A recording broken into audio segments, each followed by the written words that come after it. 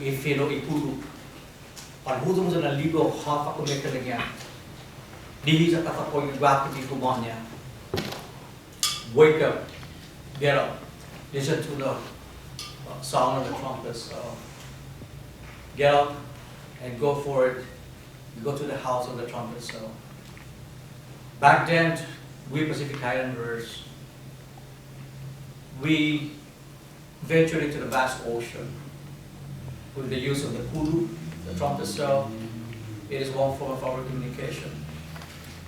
It is a song that my grandfather always said, "Eku ifinu ikulu, lagi nungguhuk aligo bakimaron maro baku." Listen to the song of the trumpet cell. Listen to this variant pitch for the messages there. Either be the chief is dying, the navigators and the fishermen did not coming on time. The impending of incoming storms about to hit us to approach the island. The birth of a child is going to be a future chief. Marriage ceremony is upcoming. The time of the harvest of the rice of the 40. The battles about to ensue to all neighboring islands. The crops that needs to be harvested on time. The newly constructed canoes about to be launched. Or the initiation of the Ulipa, who's going to be the Luwen or the future navigators. It's an honor to do this traditional welcoming to a big friend of mine who's going to present his talk about the Polynesian and the South Pacific Islanders' navigational skills and all the knowledge, traditional knowledge of how our ancestors came to the island and finally made it to their home, which are evidence here today. With that, Dr. Diaz. Thank you.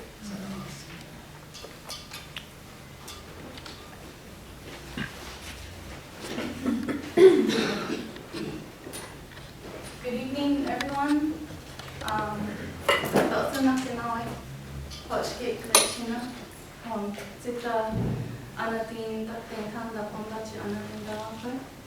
My name is Miranda Ellis. I work with the museum here, and please forgive me for being the one to welcome Vince here.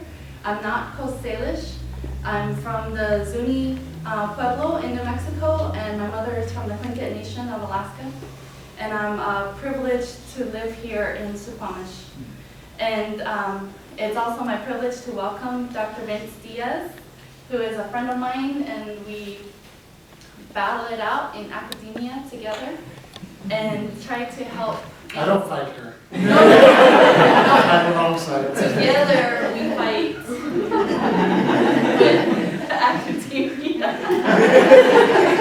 Smart guy here. But we're very, very glad to welcome him here to share with us some of his knowledge and some of his research that he's been doing on ocean-going communities. And I learned something today about, even though I'm familiar with Vince's work, I learned something even more about where he's from. And he's from Micronesia, which probably should be called Biganesia. It's not micro at all. And I think a lot of us that go on the canoe journey are familiar with the canoe journey. We're very familiar with Polynesians. And so tonight we're going to learn the differences between Polynesian, Melanesian, and Micronesian. And I think it's just expanding all of our awareness about how all of us have relationships with the water and the creatures that inhabit the water and above the water. So thank you very much for being here tonight. And thank you for coming. I have to plug something. We are having our first art Fridays. Our first Fridays are starting up next month. And our featured artist for the spring quarter is Jeffrey Vergey, who you know, who does the Superman 12 man. And he is a Port Gamble scholar from just up the road, our neighbor, and our relatives from up just 20 minutes up the road. And we welcome you all back for the first Friday in April. So thank you.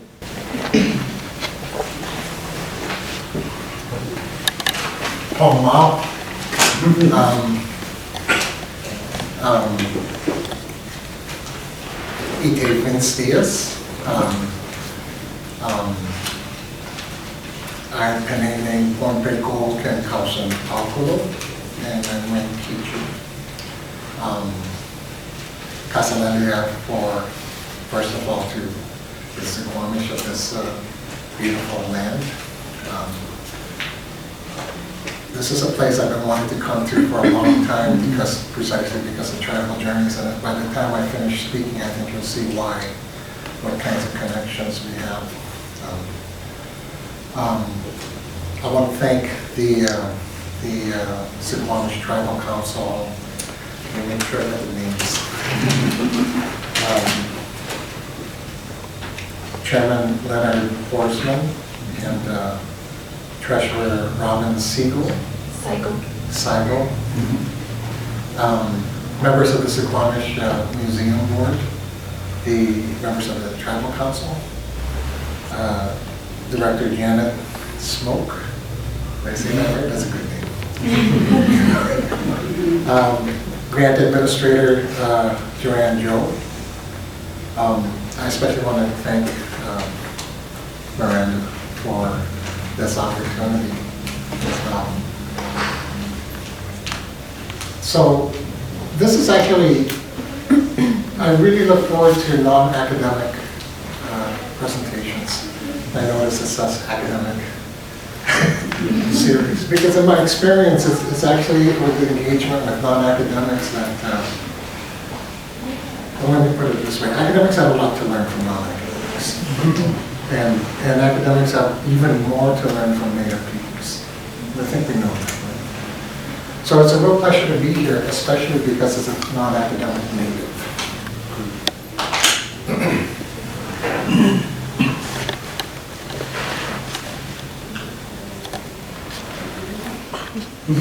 So, no doubt you guys know, when you think about the Pacific, it's really Polynesia that you're familiar with. How many people here are familiar with Micronesia or Melanesia? It's not Micronesians aren't counted. Right. And when it comes to canoes, you're especially familiar with the Hopalea, the flagship of the Polynesian Voyaging Society. You might be especially familiar with the Hawaii Loa because it was made from woods from this part of the world. And then, of course, the racing operated canoes. Right? And that's good. The most recent archaeological, genetic, and linguistic evidence shows that the people who we now call Polynesians actually reached the Americas about 500-600 years before Columbus. That's not surprising to us. And so there's a long history of contact between the peoples who we call Polynesians now. And I'm going to say it that way because the term Polynesian, Micronesia, Melanesia are introduced terms. They're broad terms. They're useful in some contexts, not so much in others. So we know that there's been a long tradition of Polynesians moving beyond Oceania, except that the Pacific Northwest is not beyond Oceania. It's very much part of the Pacific world, right? So that's why talk from one edge of the Pacific to the other, right? But what I want to do is talk about Micronesia. And if it's not readily apparent by the time I'm finished, I'll take a few moments to explain why it's actually crucial to understand. Not only the fact that there's, we'll put it this way, Polynesia, as big as it is, it's only about a third of the Pacific. You also have the Melanesians, Solomon Islands, Vanuatu, Papua New Guinea. And then this other place called Micronesia, which is north of the equator towards the western part of the Pacific, whose combined area, as I told the group earlier today, is more than double the size of the continental United States. So, you know, as much as we love our brothers from Hawaii and New Zealand and Tahiti and Samoa and Tonga, those Polynesians, right? And they have no fault in this. And it's kind of irritating that one group in the Pacific gets to stand for everybody. You guys know that, right? It would be like, well, the Lakota standing for all American Indians, right? But it's actually more substantive than that. When the Polynesians began in 1976, when they sailed the Hokulea to Tahiti using traditional ways to demonstrate once and for all their abilities to do that, it's about almost 3,000 miles from Hawaii to Tahiti using only the sun, stars, things like this. Amazing feat.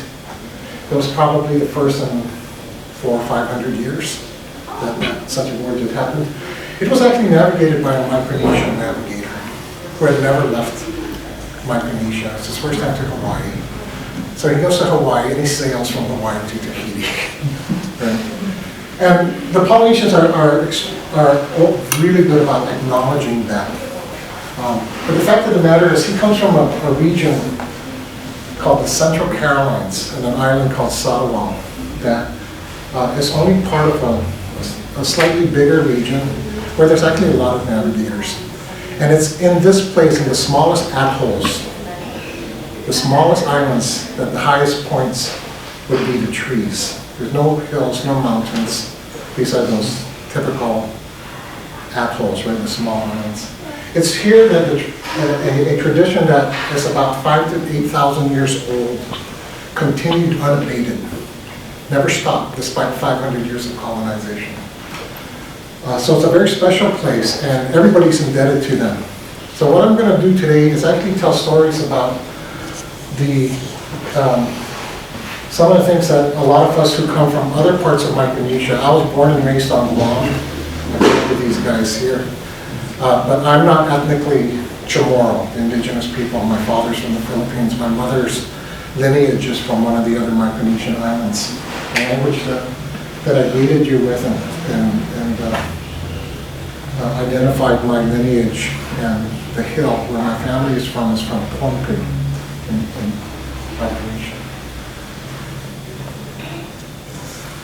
So I want to share work over the last almost 30 years now of efforts to revive traditional seafaring among Chamorros in the Marianas Island of Guam and Saipan, as we relied heavily on navigators from Poland in the Central Carolinas. And I'll map that.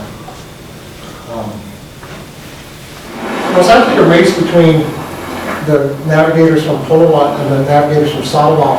Sarawak was headed by Mao Piailug, that navigator that was responsible for the Polynesian voyaging success. We beat them by a day and a half. This is an island of Tinian. We were actually waiting for that because the Carolinians in Saipan wanted everybody to come in together, so we decided to just wait in Tinian for Mao and them.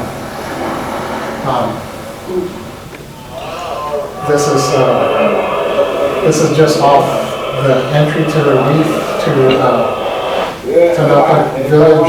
This is Saipan there. We're looking from just off and we're passed by a little island called Wanaka'a, which is a place where Carolinians had begun to, they started voyaging up to the Marianas at certain times in the last 300 years. That was a stop-off place. But I want to just give you a feel for what it's like, what these crafts look like, okay? And I'll talk much more about these in a moment. The Pacific, sorry you guys are kind of off. So, if you drew a line from Hawaii, from New Zealand to Hawaii to Easter Island, Rapa Nui and back, everything you find in there is what they call the Polynesian Triangle. Yeah. French Polynesia, the Samoas, Cook Islands, parts of Fiji, Tonga, Niue, the Maoris, of course. But then you have a second part of the Pacific, south of the equator towards Australia here towards the southwest, Melanesia, Papua New Guinea, Solomon Islands, Vanuatu was hit by a big storm 2 weeks ago. And then our world, Micronesia, north of the equator to the west. From the Republic of Palau and Yap and the island of Guam on the western side of Micronesia, just to the Marshall Islands here, which is known by a lot of people for the military. Just this part from here to here is bigger than the continental United States. If you include the Republic of Kiribati here, which is another Micronesian island, that's even bigger than that. This is why I say double the size. This is a very big place. 5 hours to Hawaii from California, another 9.5 hours to Guam. Right? That's pretty big. The Pacific is so huge, you can combine all of the Earth's land masses and all of the other oceans and all the other bodies of water. And the area is still smaller than the Pacific Ocean. The story that we're talking about here is a story of between 4,000 to 6,000 years ago, or 5,000 to 7,000 years ago, depending on how you measure it. You had people starting to come out of tribal Taiwan, and somewhere around present-day Indonesia, maybe a little bit in the Philippines, on board outrigger canoes, canoes that had this float, this pontoon for stability off to the side. They spoke a common language, so all the languages of Melanesia, Micronesia, Polynesia, with the exception of some of the interior ones of Melanesia, are offshoots of what's called the Austronesian languages. And Austronesia means southern islands. It's just a term that linguists came up with.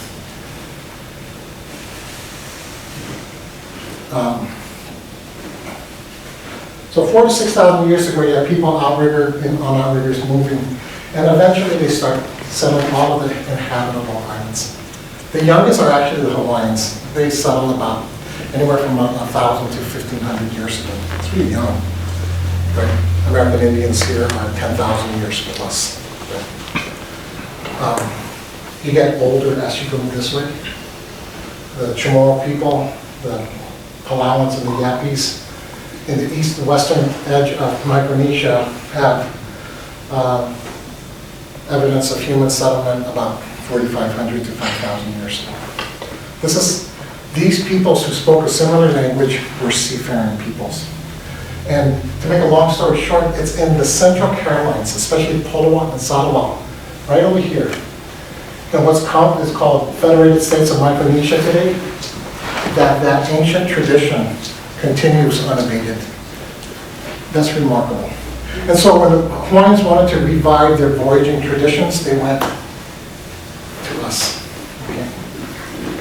Now, so you have a sense of how big the Pacific is, and it's also a watery world. This is just a little zooming in the Federated States of Micronesia. Right here is the Central Carolines, Polowa and Sarawak. And I'll be referring to them in the Chamorros.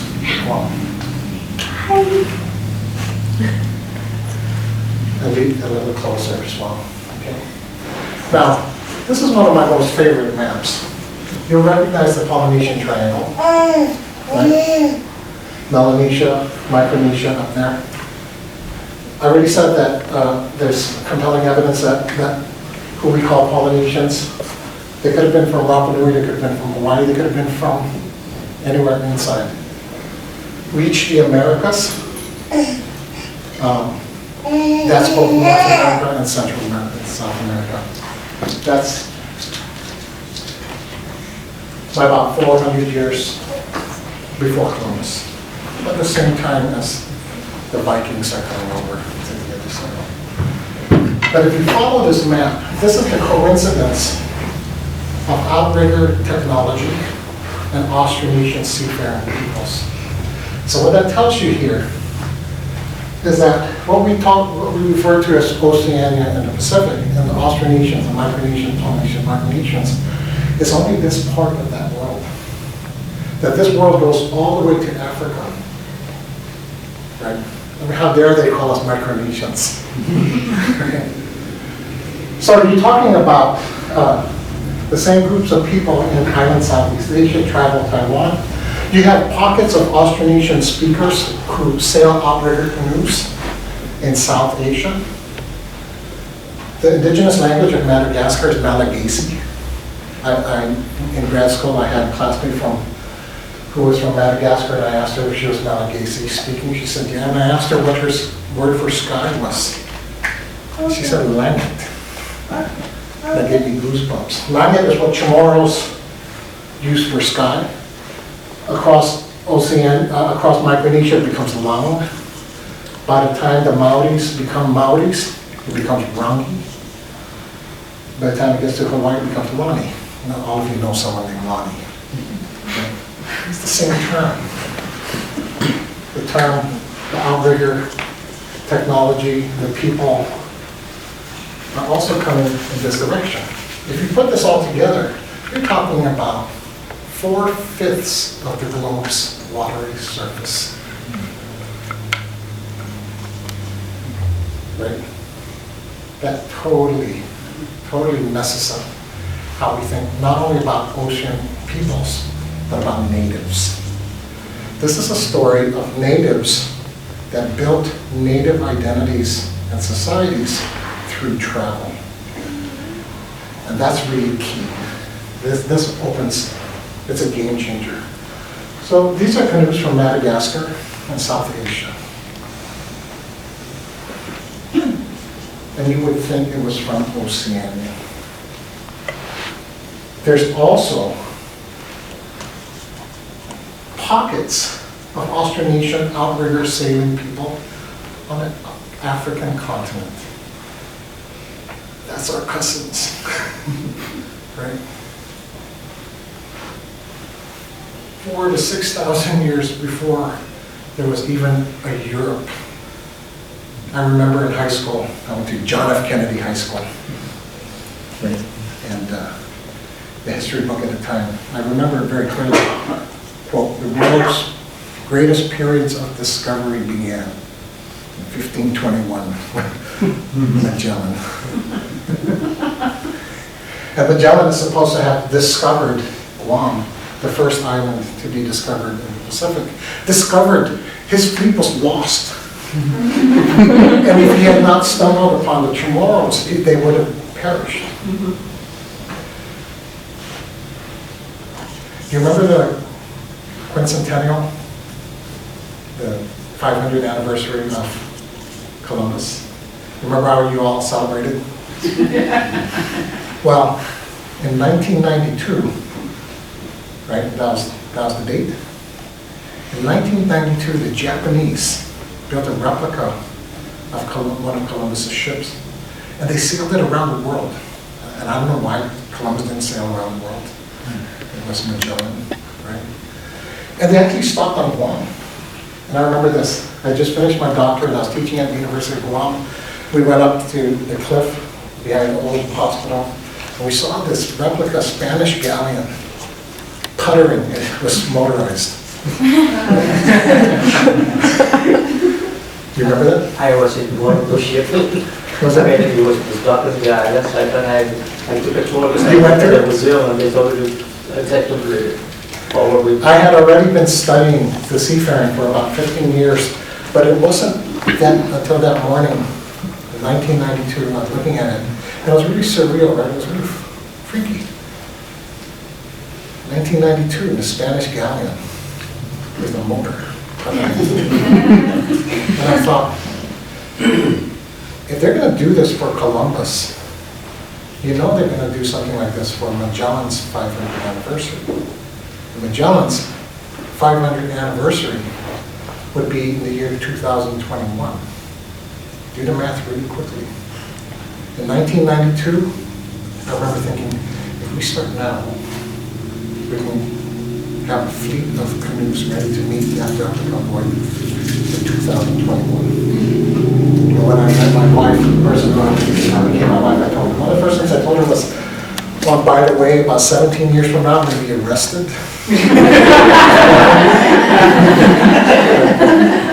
When Magellan came to the Marianas, it was a tragic story. He Chamorros come up in their canoes and greet him, and everything seems well until he said they started taking things.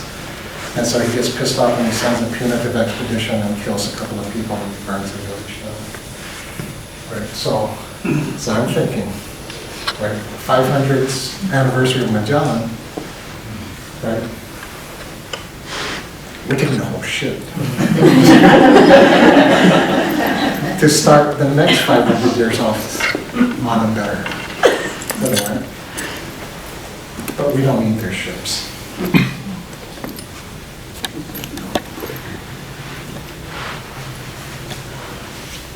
Let's talk about canoes. When we talk about canoes, the material object, we can talk about the form, the design, the function, but also the meanings. And one of the things I found out very quickly is this is a really powerful object. It has amazing carrying capacity, literally and metaphorically. So everything about the canoe has deep meanings. But we can also talk about what it means for sailing, the skills that are involved. There's a lot of protocols, for example. Protocols, the proper way to behave, especially with regard to nature and spirits as well. So, from every phase. But we also talking about voyaging and long distance voyaging for purposeful navigation. The use of stars and planets, waves and swells. The sunset. Sunset is a nice big college word for all of your senses. Navigators use all of their senses. Sight, sound, they feel. You can smell an island long before you can see it. I'm convinced that the ancestors could know much more than we do through smell. Their sense of smell is much more powerful for discerning and ascertaining things. There's a famous story in Kiribati, Gilbert Islands in Micronesia, about a blind navigator. Blind navigator. Okay. And in the worst conditions you can be in a canoe, it's not when there's a storm, but when it's crystal clear, flat, and a clear blue sky, because you don't have anything to read. Right?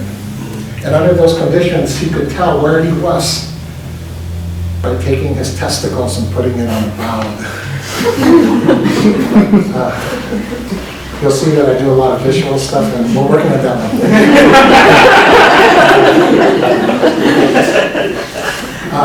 But there's more than now.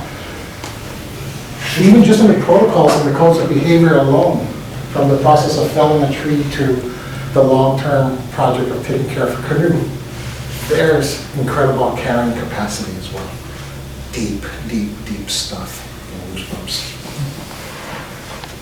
So, the canoe is at the center of really an indigenous art and a science. It's also a science and a religion. It's also about healing and the martial arts. It stretches. I'm going to talk about how islands expand and contract. It's a technique and a concept that's used for figuring out where you are at any given point. It's actually the bedrock of how they were able to navigate for long distances long time ago. They came up with a cartography of the way of mapping that mixed your position with directionality, the relationship between that. That's how they were able to sail deliberate long voyages thousands of years before it was figured out by the West. And it included things like expanding an island or contracting an island. And islands can move as well. But this is also a subjectivity and identity that is also expanding how we think about humans. So the deep relationship between humans and non-humans. Right? And this has all kinds of implications for stewardship and responsibilities. Taking care of the land. And the land is seen as kin. Right? That system is contained in what the Central Carolinians call Marikeki. And I'll show you a clip very quickly. Marikeki, Heki is mat. It's a woven mat. And in this knowledge system, there's mats for all of these things.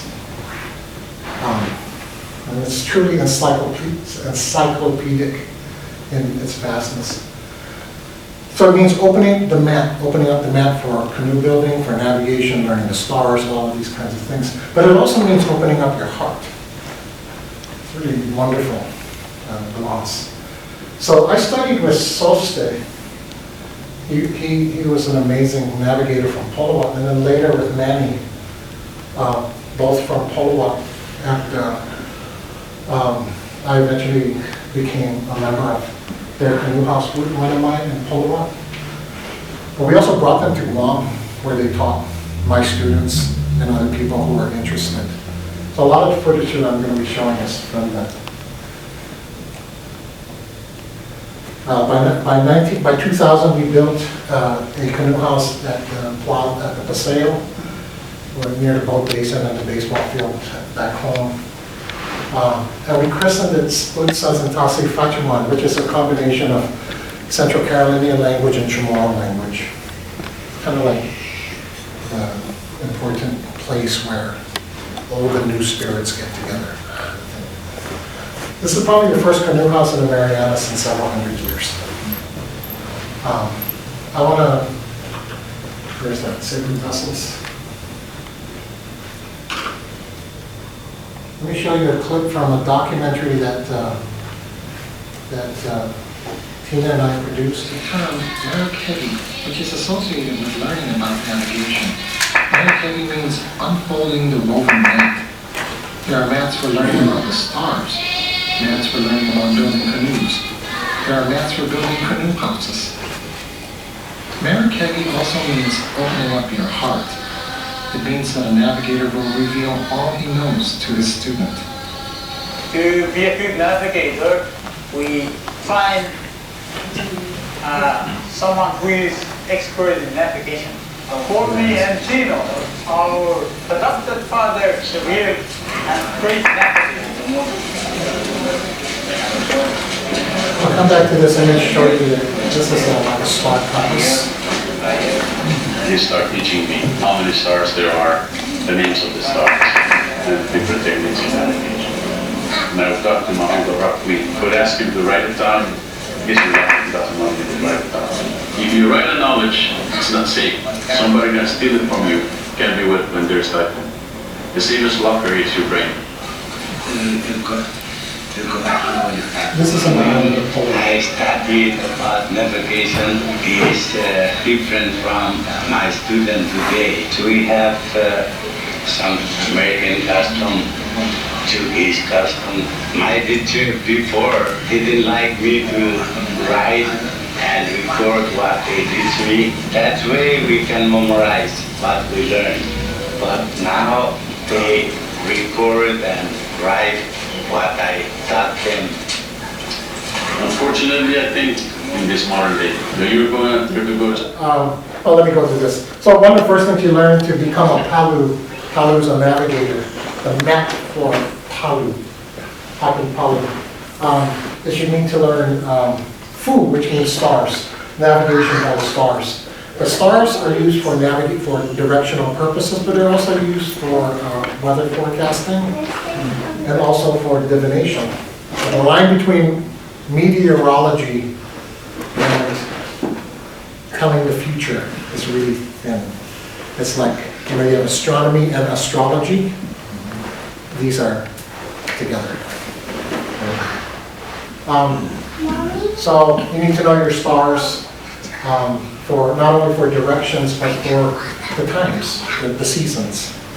Time for planting, fishing, for conservation purposes, for soothsaying. You also need to know the nights of the moon. Every cycle of a moon regeneration is associated with rising stars, rising constellations. And so those constellations will mark the months of a year. And the months of the year would be separated into a sailing season and a non-sailing season. One of the things you have to do is to always study early in the morning, late in the evening, You're always studying which stars are rising and setting. Their positions relative to the look of the clouds, relative to the colors of the waters at the end of the horizon, into the horizon. Tons of stuff. I'll tell you a whole lot of stuff. You're talking about thousands of years of the power of observation and trial and error. This is why I call it a science, right? So basically, what we're talking about with the use of stars is mapping the patterns of the movements of the stars, their positions and their movements, with what's happening on the Earth. And so people will start to see regular patterns and the anomalies, the unusual occurrences. So much more to learn from this. That system, called the PAFU, has been translated as a compass, and I don't have time to get into it, but that's a misnomer, like Micronesia.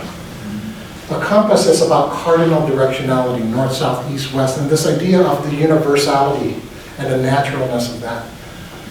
But that's a misnomer. The stars and the positions around this arc do not mark north, south, east, and west.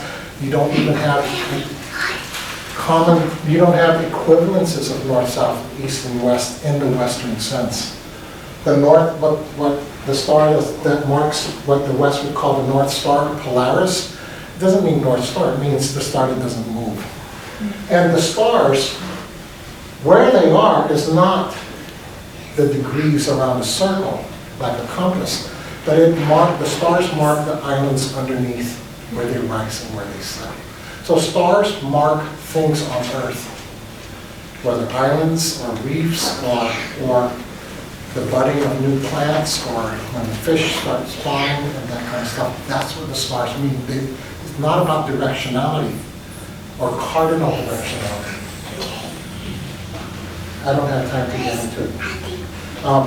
We were talking earlier about E10, a class of language, secret words that navigators know that the common populace doesn't know. Special language, because a lot of this is in the realm of supernatural. In fact, the ceremony for becoming a master navigator, why I will never call myself a navigator, no matter how long it involves calling spirits down and having them with you. The navigators would sit by themselves or only amongst themselves and eat certain food and separate food. But if you just eyeball this, you'll see some of the other categories. Finding rock, the language for making canoes. Martial arts, this navigation is about the seafaring stuff. Is about the healing arts, and it's also on martial arts. Special language for how to build canoe houses. Just take a look, massage, divination, art of reading clouds. Celestino, one of the guys I followed in this documentary, after talking about all of this, the navigator is like a Superman, like a ninja. Right? Ninja. A little bit of shameless plug. That documentary we finished in 1996, I think it's still good. PBS said, this doesn't appeal to a national audience, but they showed it in the West Coast, which kind of sucks, right? Like what, there aren't natives around the nation? The presumption that only Micronesians will be interested in this, right? So, but Google Sacred Vessels, Navigating Tradition and Identity, and watch it. It's only half an hour if you want to see more stuff there. In the remaining amount of time, I want to just sort of sample stuff from canoe technology, from voyaging, things like parts and meanings, and a little bit more about voyaging that I think is pretty cool.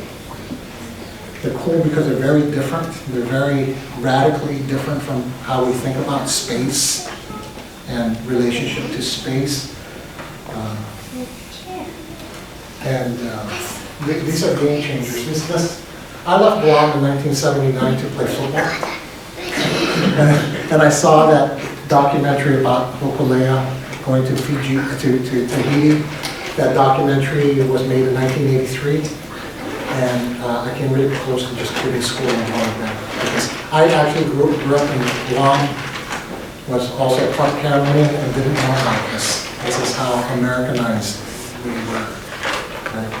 My primary identity after being a Catholic and a proud member of my family was I was a jock. That's my world. I'm the kind of guy that, like, if you talk to me about anything that's not about sports, I'll just smile because I have no idea what you're talking about. And if you told me that I'd be a professor, I didn't even know what a professor was. Let me talk about the technology. Let me begin with the outrigger. This is actually a three-dimensional voyaging canoe, a three-dimensional image. And I'll tell you about this really cool program I'm working on at the University of Illinois. Why there? I actually sail a canoe. I have a canoe, a sailing canoe that I sail amidst the cornfields. But the University of Illinois is one of the top engineering schools in the world. And they have advanced visualization, so we're doing virtual reality stuff with this. This is actually a virtual canoe, and I'll talk a little bit more about that, but let's just talk about the tradition. The outrigger float. For stability and balance, that's the signature technology. When you're sailing this is with the development of this technology and a number of other features. This is always facing the wind, or the wind is always coming up. So you always want your outrigger on the windward side.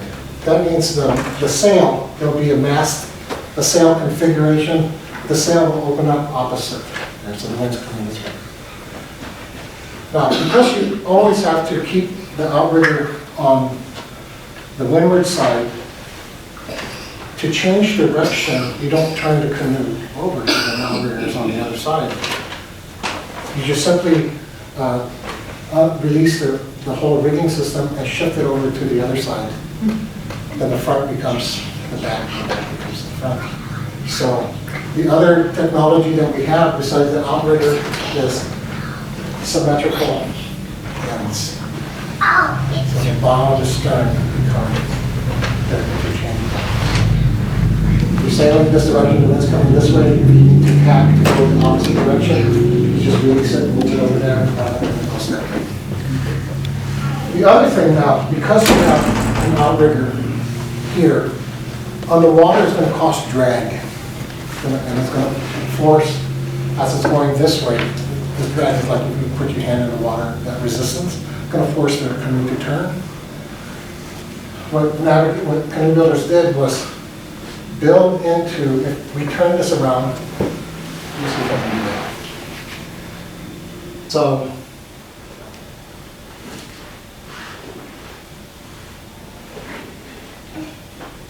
well, it's loading. If you look straight at the canoe from the front, you'll see that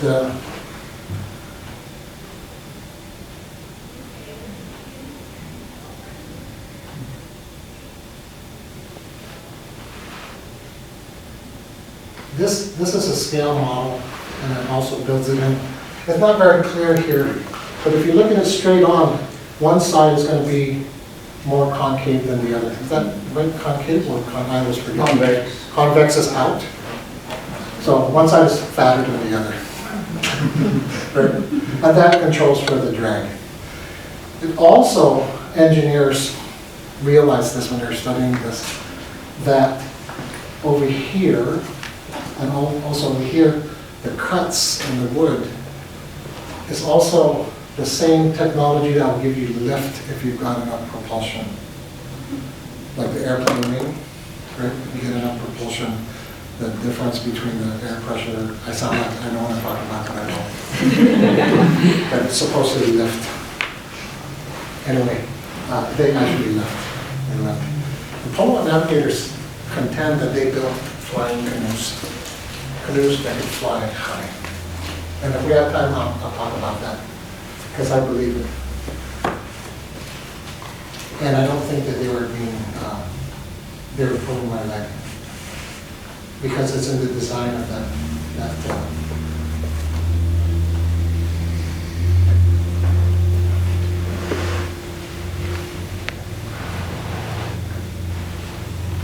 Steering is really cool. So because your canoe is symmetrical on both ends, after you send the sail up to the other side, you send the steering panel to the back, right? And it looks like this. And this is one of my favorite ones. When I graduated from just bailing water, like 5 hours. Okay? We need to see if you're not just going to eat up all our food.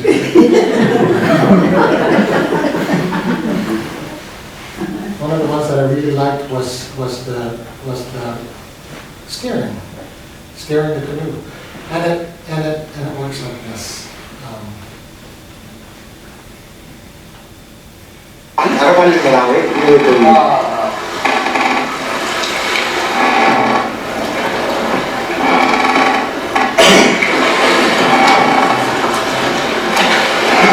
It's also in the water. And you're controlling it. It's really fun, but there's also tiger sharks in the areas. And the whole time I'm like, please don't.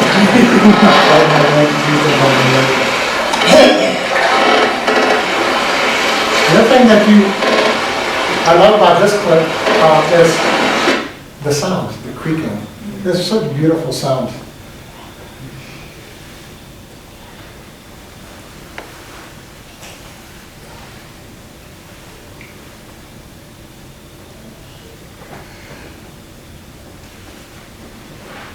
I talked about the asymmetrical hulls.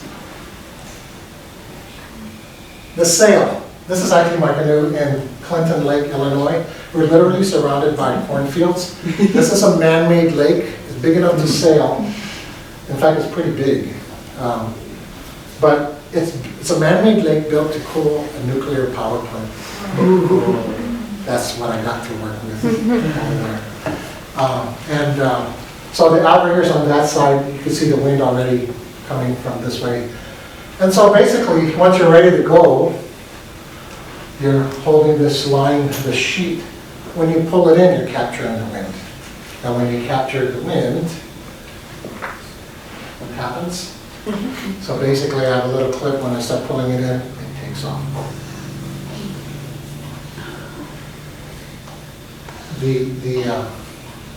I christened the canoe Noah's Ark. Noah's National Oceanographic and Atmospheric Agency. I'll tell you a story about that.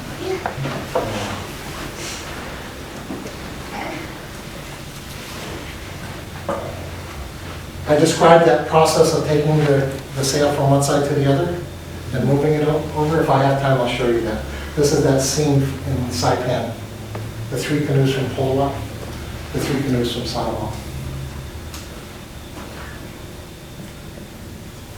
Talk about parts.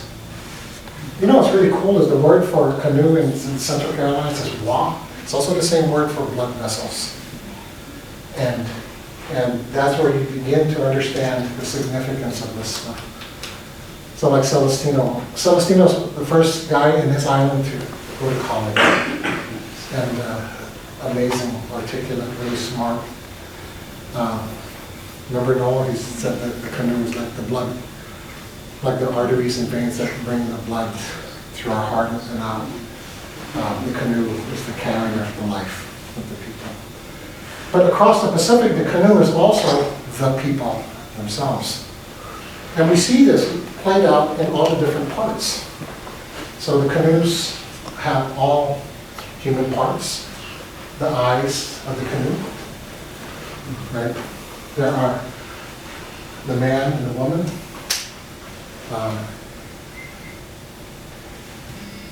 of course, the masses, the penis. You actually have lots of female genital areas here everywhere where you find a triangle, that's like the pubic area, they actually try to build that in because you have trickster spirits out there with very strong sexual appetites. And the last thing you want when you're out there is for him to come and cause all kinds of trouble.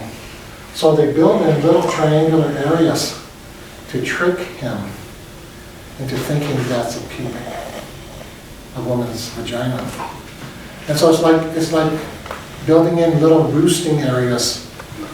So if you suspect he's around, you'll know where he's at, you can watch him. Right? It's pretty cool. That part is called Oliphant's bed. Oliphant is the trickster spirit. What's really cool is the wood that's used for the outrigger.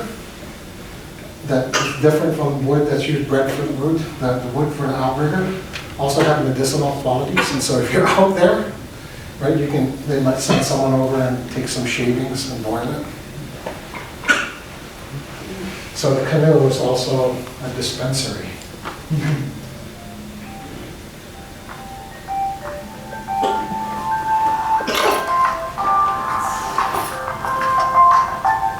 Here's one, the male and the female.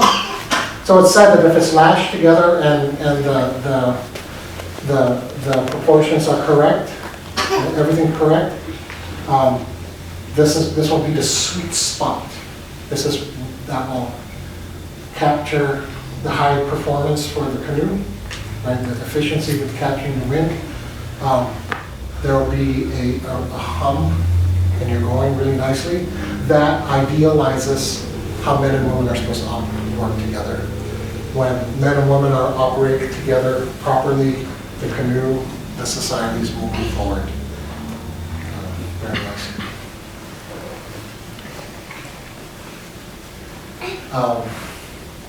As I just talked about that a little bit, the idea of social harmony.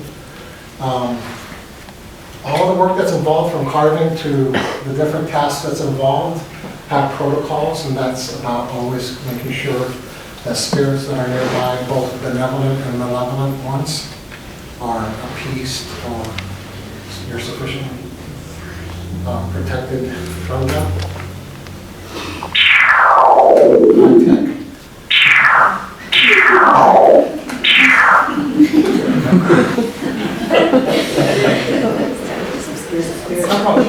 The use of stars. I talked a little bit about how it's a misnomer. This is not about cardinal directionality, north, south, east, and west, but about the position, your position in the middle relative to other islands around there underneath the stars. The stars mark their direction, true, but it's not pure directionality, it's relative to what's in the middle. And in this, the islands in the middle or the canoes in the middle. And so wherever you go, this will change. Islands' relationship to the stars will change depending on where you go. So you have to actually know not just the stars, but what islands the stars are marking when you're in any given island.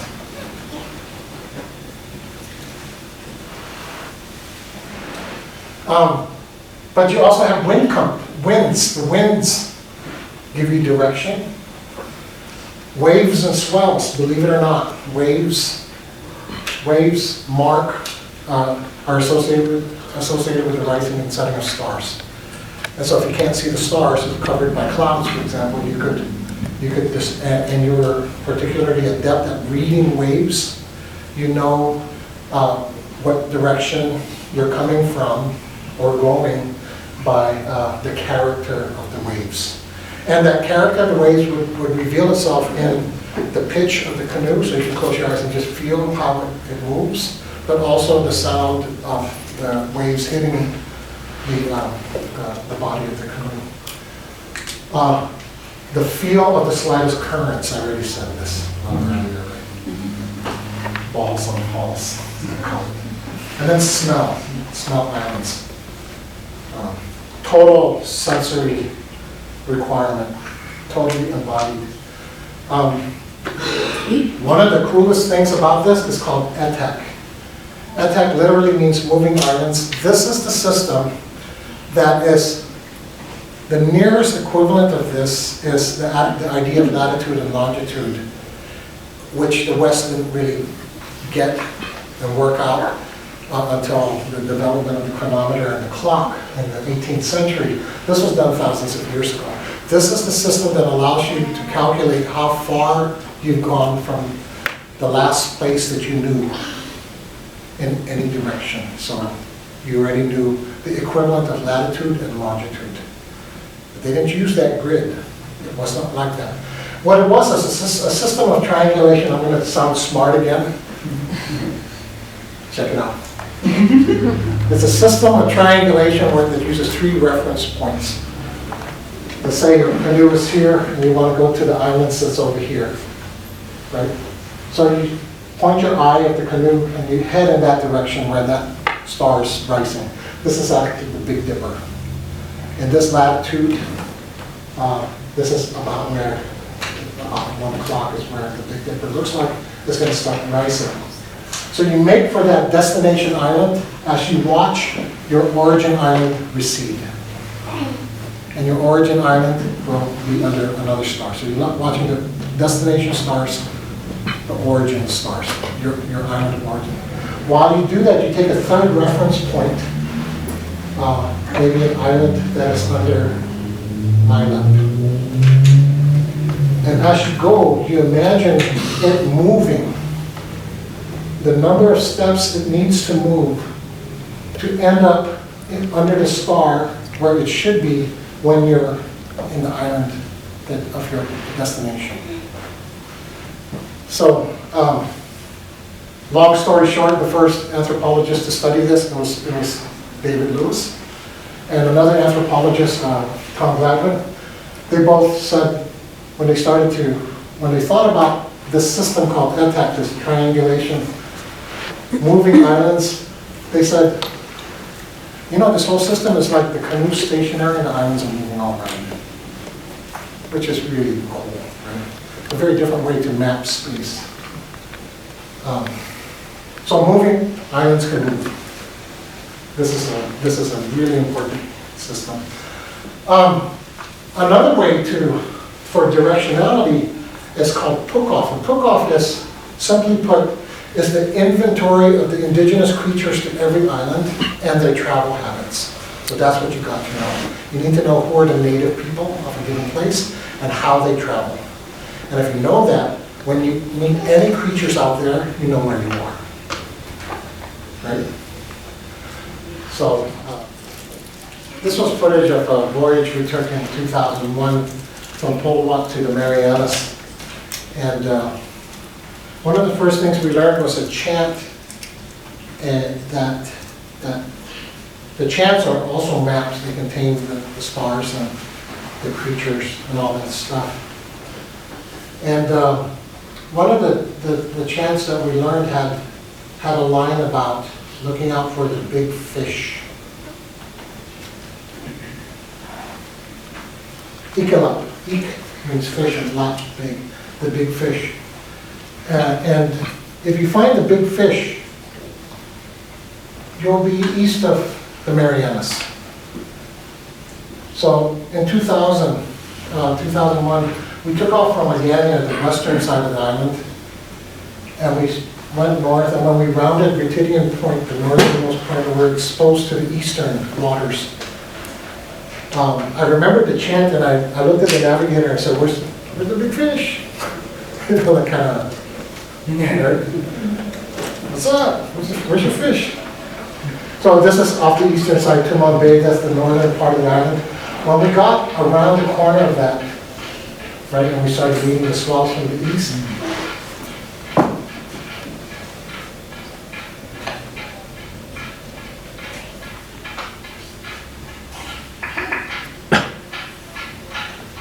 within 5 minutes.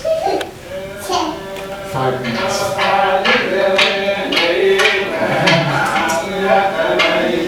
Pilot whales. All whales.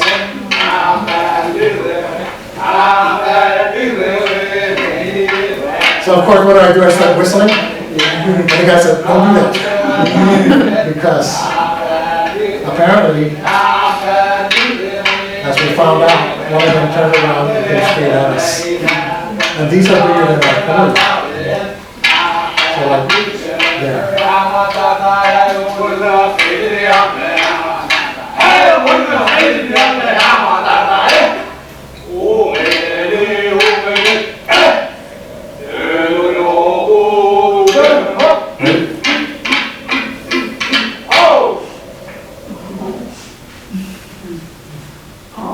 I think you get a sense.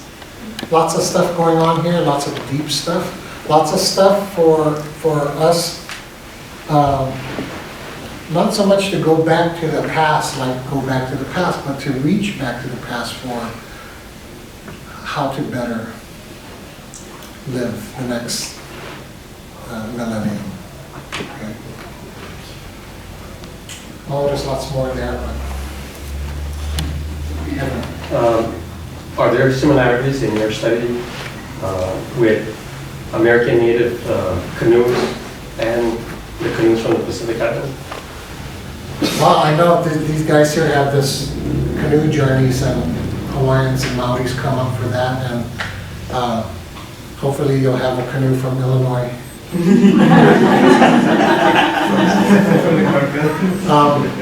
The other thing is, when I was before University of Illinois, we're at the University of Michigan, and the natives up there, the Anishinaabe folks, are water people too, and they're reviving their canoe stuff.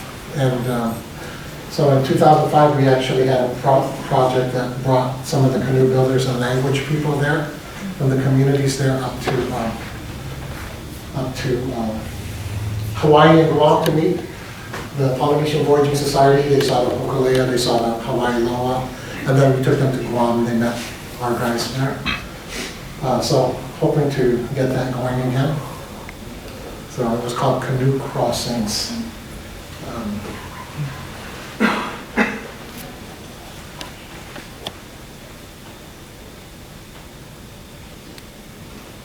I was curious as to the moons or the seasons, Yes. On the navigation, because I've been trying to take a look at the many ways, within our culture, the essence of the moon, planting, fishing, all about timing. Yep.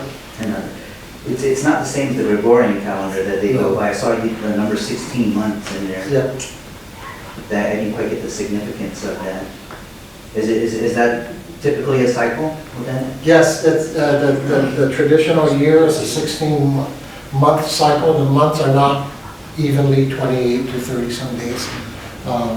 But it still works out. It still comes out to a little over 365 days. But it's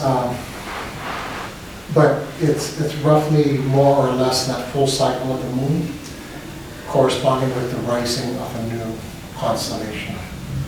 So it's not the Gregorian, it's not the Western thing.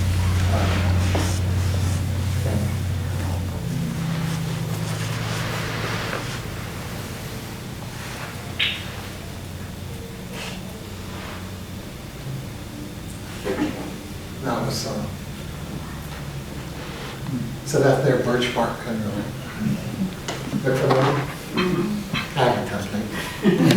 We constantly get asked here about birch bark canoes and teepees and stuff, because that's the generalization for Native Americans.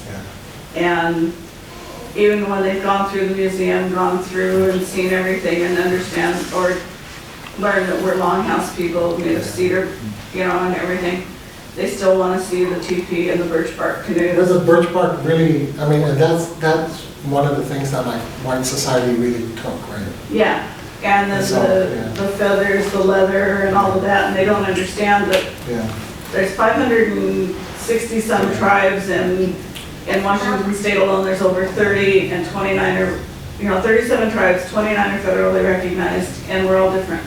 Yeah, no, absolutely. And they're fully aware of that up in the Great Lakes. Mm-hmm. They hate it worse than anybody because of how it's appropriated. Mm-hmm. Right. Yeah, what I heard about the birch bark is that it's the materiality of that that makes it sacred. Mm-hmm. So they also use the word sacred vessels for the canoes.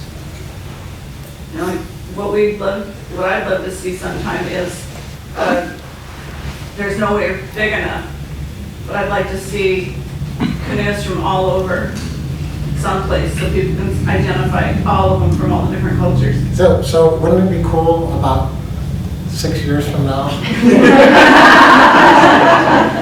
Native canoes from all over the world in Guam waiting for that replica? No, seriously. The Maoris, Yeah, my buddies, the Maori, they're down with it. yeah, I know we're gonna have birch barks there. yeah, Taiwanese are gonna yeah. have the Japanese wooden Yeah. boats, A so friend of ours, I'm serious. yeah, a friend of ours made a Maori canoe that's how big? It'll carry 200 people. So canoe journeys in 2021. It's being hosted by It's gonna Tom. be kind of far, but if you start training now. Start studying now.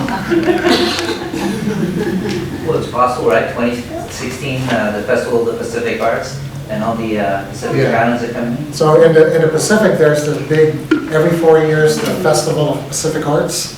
Guam is hosting it for the first time in 2016 next year. A little bit of plug for that, if you ever wanted to go to Micronesia, this at the time. All the Pacific Islands, the Micronesia, Melanesia, Polynesians are gonna send their best artists there. So all the traditional dances, tattoo, all of the traditional arts. Bernard and I are, the Guam group decided that it might be nice to include the folks on Guam who are in the diaspora to be part of it too, right? So we're involved in organizing that, trying to get Noel out there and fishermen over there. Over the last couple of Festpacks, you have strong shows of the canoes from all the different islands and communities. And Vince, I think that's one of the strongest things about your work is acknowledging the people that our school or the military or love takes them away from our home communities. I'm one of those people who has been transplanted because of love in school, and now I happily make my home here. But people like you who do your work and really ground it in whatever area you are in, you're trying to incorporate the Great Lakes and birch bark canoes, and wherever you go, I know that you're going to make those connections. And so I really appreciate that, and I thank you for sharing that with us tonight. So with everybody joining me.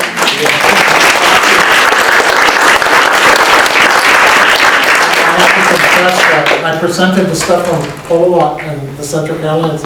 I didn't present the Chamorro stuff. We got Chamorros in the room, and so, but I apologize to them before all this starts. There's a story of Chamorro revival going on as well. I just needed to share with you what I learned from those guys in Polowak. But Guam is my home too, and so I fell short on that one. Oh, okay, well, you have to pay them later. Yeah. I don't know how your payment system goes, but I'm not gonna get in the way. But we have a gift for you here. This is a basket made by our tribal elder, Nancy. Can you wave? And this has a canoe in here for you. And so this is for you. Thank you. And we have some,